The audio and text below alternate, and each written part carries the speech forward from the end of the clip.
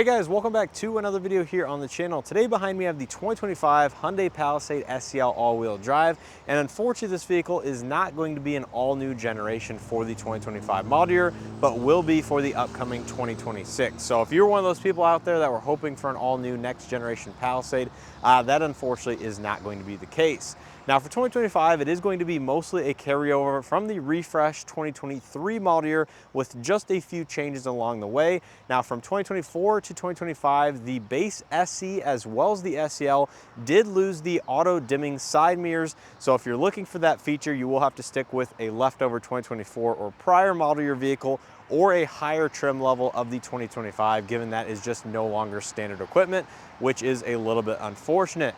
Now, outside of that, the SE and SEL are going to be identical to 2024 with a very small price increase of $150 versus that of an equal 2024 model. So with all that information in mind, let's not waste your time. Take a look at what this 2025 Palisade SEL all-wheel drive has to offer for the low $40,000 price point. So given the Palisade is going to be mostly a carryover for 2025, all of my past content from the 2023 and 2024 model years is going to still be very much relevant. So if you're looking for additional color combinations, want to know a little bit more about the Palisade, the 7 and 8 passenger seating configurations, model year changes, etc., I would highly recommend checking out all of those videos I have here on the channel of this current generation Palisade. Now anyways, the one in front of us is going to be finished in steel graphite with the black H-Tex leatherette on the inside. This is a standard SEL all-wheel drive, again, for the 2025 model year. Now starting at the front end, every Palisade for this refresh generation will come with LED projector headlights as standard, LED daytime running lights in that vertical portion, as well as LED turn signals in that upper housing right there. You do get the nicer black accent grille on most of the trim levels of this refreshed Palisade, from the base SE all the way up to the Limited, where the calligraphy does get a unique kind of satin chrome grille, which gives it a slightly more upscale premium look in my opinion. Now below that on the front bumper, we do have some nicer darker silver accent trim, which you can see matches the wheel design as well as the rest of the lower body cladding quite well. Your radar is going to be located just behind that plastic frame for the license plate, for the adaptive cruise control, and some of the other safety systems right there. However, you'll not find 360 cameras. You won't find front parking sensors on this particular trim level. A lot of that is going to be included with the SEL Premium package. Now coming around the side of the Palisade, you can see you do get the matte black plastic trim around the wheel arches, around the lower door section, and of course wrapping into the rear bumper. The SE and SEL will share the same alloy wheel design. There's going to be 18-inch in size, you know, the darker silver painted, and they're going to be wrapped in 245, 60, 18-inch Bridgestone Dueler HP all-season tires. Now coming up to the mirrors, this is going to be the one change that I did just mention at the beginning of this video. It is still going to be body color with your nice LED turn signal integration on the outside, no puddle lights or cameras, but the mirror glass itself is still going to be heated, but will no longer be auto dimming side mirrors that was formerly standard on every single Palisade. So still has blind spot detection, still heated, but no longer is the mirror itself going to be auto dimming for the side glass, but the one in the middle of the vehicle still will be included as auto dimming. Now the SEL is the first trim level to get the Hyundai Digital Key 2.0 technology, so you can use the digital key for both Android and iPhone devices. It is finished in the nice silver accent trim, which matches that lower door section, as well as the roof rails on the top of the vehicle. Of course, the tinted rear glass is going to be on this vehicle, but no power sunroof is going to be found on it. So if you're looking for that, you will need to step up to either an XRT or SEL Premium or higher. Coming out back, you will find a majority of LED lighting, so the brake lights and turn signals are going to be LED in that upper housing right there, where the reverse lights are going to be incandescent design found on the rear bumper. You do have rear parking sensors, more of the silver accent trim that matches the side as well as the front of the vehicle, and of course the rear backup camera is going to be mandatory by law. Chrome accent Palisade and Hyundai logos, H-Track badging for all-wheel drive on the passenger side of the vehicle. And that is pretty much going to be it. As you know, we are very familiar with this overall design here in this current generation. Been around since the refreshed 2023 model year with really no change in particular. So that's going to be a look here at the 2025 exterior. Let's go ahead and pull up the window sticker, show you guys that real quick so you guys know exactly how this one is equipped, and then we'll jump onto the interior.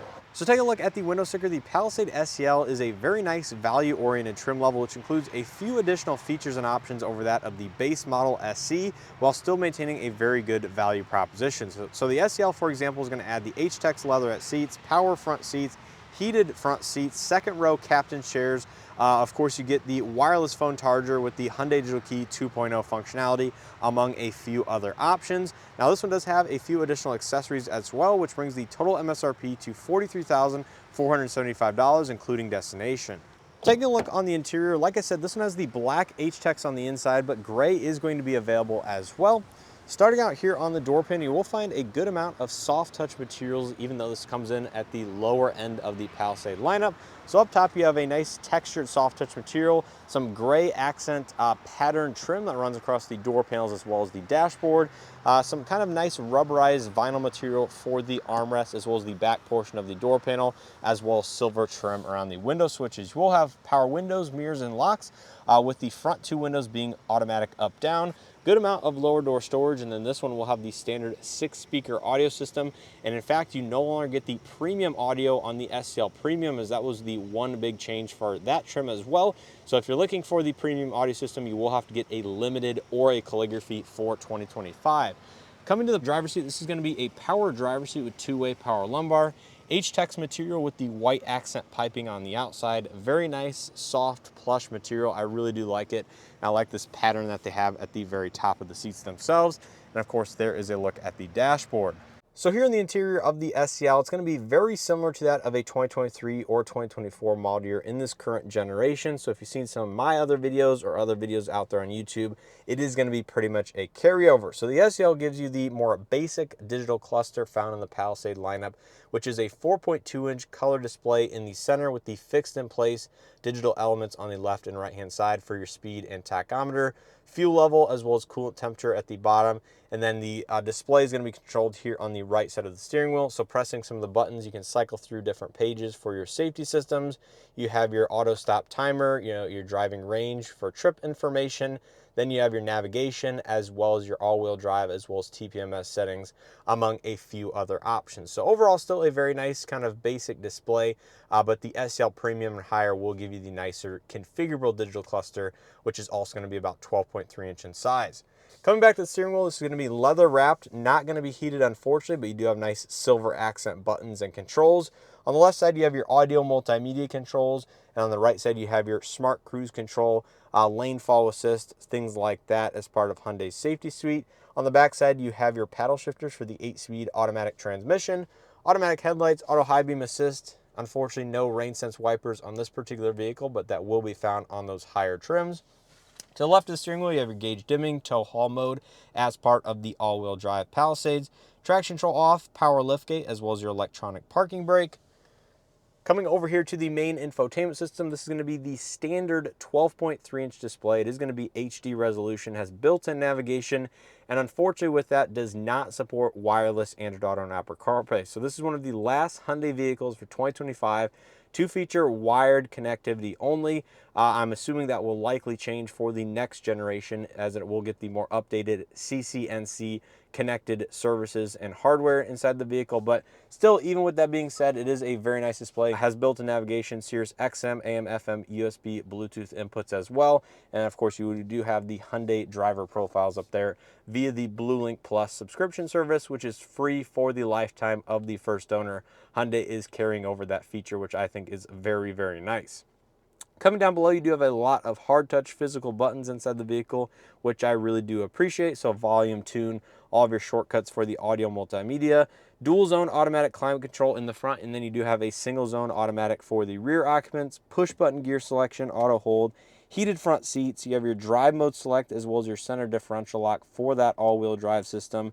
Engine stop start on off. You can pull up your rear backup camera, turn on the rear parking sensors, as well as your hill descent control. There's a look at the rear backup camera. Of course, you have your wireless charging pad as well as Hyundai digital keypad down there, USB port for that data for wired Android Auto, Apple CarPlay, configurable cup holders with the proximity entry key fob, built-in remote start on the fob itself. Then you have a nice kind of vinyl wrapped, armrest, as I mentioned, for the door materials. Inside, you will find USB as well as 12-volt charging, so there's a USB-C as well as a 12-volt port at the very bottom, and a good amount of overall storage inside. Below the console, you'll find additional 12-volt and USB charging down there, as well as additional storage space. And then up top with the black interior, you will get the lighter color headliner, LED illumination for the vanity lights, auto-dimming interior rearview mirror, overhead mirror so you can see the rear occupants. You have LED lighting, BlueLink SOS, as well as your passenger airbag indicator to tell you whether or not it is currently on or off. So that's going to be a quick look here at the front seat. Let's go ahead and take a look out back. So take a look at the back seat of the SEL. Like I said, this is going to be the 7-passenger configuration. So if you're looking for an 8-passenger, you do have to get the base SC or the SEL Premium with the optional and available 8-seat configuration. Door panel materials do fall through from the front, so I really do appreciate that. You have cup holders and a little bit of additional storage down below. There's a look at the captain chairs finished in the H-Tex material. You do have the recline via this lever, the power release to tilt and fold the seat forward, which can also be done via this button up here. And then overall, it's going to be a very spacious second row interior with a lot of adjustments. There's a look at the front dashboard. Out back, you do have the single zone automatic, as I mentioned, as well as a 12-volt charge outlet down below. Mat pockets on both of the front seats with USB-C charging as well. Overhead vents for the HVAC, overhead LED lighting as well, and then there you can see the grab handles. I like the adjustments on the seats, including the armrest. This was changed for the refresh, so it is a ratcheting type, so you can kind of position it where you like, and it will kind of lock in place depending on the seat back angle. That is also found on the bench configuration as well. Little pockets for smartphones or other small storage devices down there. But as you can see, I have a ton of rear legroom behind my rough driving position. The seat is all the way back, but you can slide it via the lever at the bottom. And overall, if you're looking at a Palisade in this segment of SUV, it is going to be fairly spacious, a little bit on the smaller side versus some of the recent competitors, but still going to be very, very competitive as a whole. Now let's go ahead and take a look at the third row really quick. Now, as I've shown in some of my other videos, I love the kind of power release tilt and slide functionality. Ingress and egress is pretty decent as a whole. And then jumping inside of the third row, it is going to be the place or the most spacious in this segment, but it is still going to be much larger than that of the smaller sibling, the Hyundai Santa Fe. So if you're looking at a Santa Fe and really do need to use the third row all the time, I would highly recommend still going with the Palisade for the additional rear legroom that you do get. The SEL, unfortunately, does not get any USB charging in the third row. That is going to be found on SEL Premium and higher. You do have hard touch armrests, but you do have integrated cup holders back here. Still have overhead AC vents. There's the ultrasonic rear occupant alert, which does function with the BlueLink app, as well as sound the horn and lights if the vehicle detects motion after it has been turned off. And overall, that is going to be a quick look here at the third row, as well as the overall interior of the Palisade. Now, in terms of overall cargo capacity in the Palisade, of course, you will find that power liftgate as part of the SEL. And behind the third row with them upright, it is going to be fairly decent, but again, a little bit on the smaller side of things. You do still have the power release and folding second row seat controls, as well as a 12-volt outlet in this vehicle. So to fold the third row down, you pull this strap and kind of push it forward, and it will automatically retract just like that. And if you want to fold the second row seats down, simply press those buttons and it will simply retract them down. If that headrest was collapsed all the way, it would have folded completely flat. Do have additional accessories in this particular one, as well as some underfloor storage. So if you have the retractable cargo cover, that can be stowed down here as well. There you can see the wheel locks, roadside toolkit, and everything like that. And if you're looking for a spare tire, that will be found underneath the vehicle. As you can see right there, it is going to be a temporary spare tire, smaller than that of the original wheels, but still very nice to have, in particular versus that of a tire mobility kit. So closing the trunk up, we'll go ahead and wrap this video up here on the passenger front seat. And taking a look at the front seat, it is going to be the same power adjustments versus that of the driver's side. So you do get, all the same power adjustments, including height adjustment via this right here. And then of course that two-way power lumbar. And there's a better look at the dashboard with that nice silver accent trim. Glove box is damp, does have LED illumination in size, and as you can see, it is going to be a very usable size as well. So that's a look at the interior of the 2025 Palisade. Let's go ahead and pop the hood, see what powers this particular vehicle, and then go ahead and wrap up this video. So under the hood of every single Palisade remains the 3.8 liter naturally aspirated V6 engine paired to an 8-speed automatic transmission. Now this engine puts out 291 horsepower, 262 pound-feet of torque, either through the front wheels only or all four wheels when you do select all-wheel drive. And this is one of the biggest reasons why people still gravitate towards this current generation Palisade is that V6 powertrain. Now, as we've seen from recent competitors, those are actually going away in this segment. And there just remains a handful of vehicles where you can still get the V6 either optional or as standard equipment. And this is going to be one of those vehicles for this final model year of this current generation.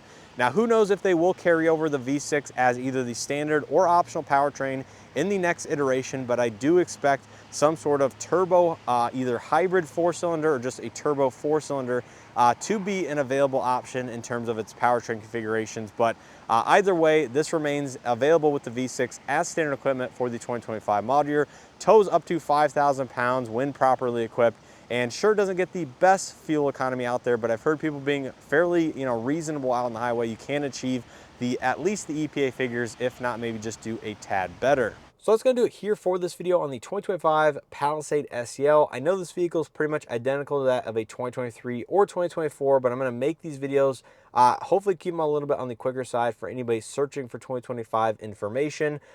Tell you all of the relevant things, including the pricing changes, as well as any feature changes that are applicable to the trim that I'm talking about, and hopefully keep up with all the upcoming 2025 model year vehicles that are currently hitting dealership lots. It's going to be a busy next few weeks, if not next few months. So I appreciate you guys watching and checking out these videos. It definitely helps support the channel. And let me know your thoughts on the 2025 Palisade down in the comment section below. Is this a vehicle you're still going to consider? Is it something that you're going to wait for the next generation vehicle, likely in the next 8 to 10 months?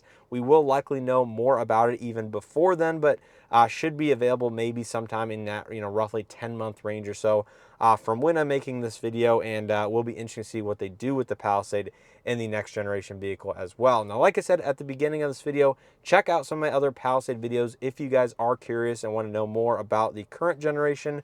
I have pretty much everything that you can cover on this vehicle here on the channel, including those different seating configurations, color combinations, side-by-side trim comparisons, etc.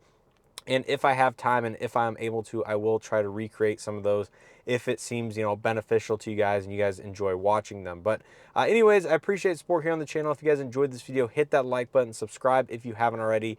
And as always, leave any comments or feedback down in the comment section below. As always, I appreciate the support and hope to see you guys in the next one.